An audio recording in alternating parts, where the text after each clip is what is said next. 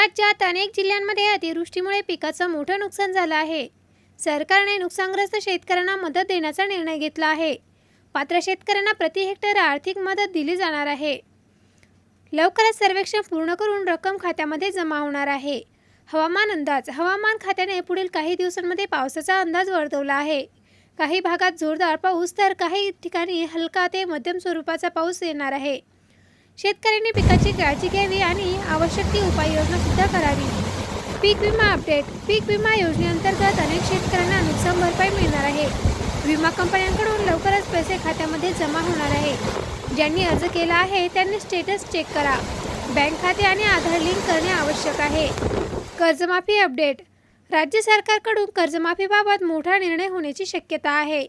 पात्र शेतकऱ्यांची यादी तयार होत आहे. काही जिल्ह्यांमध्ये प्रक्रिया सुद्धा सुरू आहे.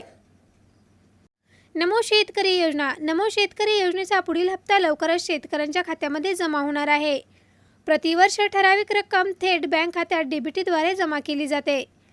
लाडकी बहीण योजना. महिलांसाठी सुरू असलेल्या लाडकी बहीण योजनेतून दर महिन्याला आर्थिक मदत दिली जाते. नवीन अर्ज प्रक्रिया सुरू आहे.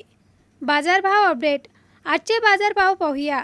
सोयाबीनचे बाजारभाव चांगलीच वाढ. कांदा दर स्थिर तर कापूसमध्ये थोडी वाढ.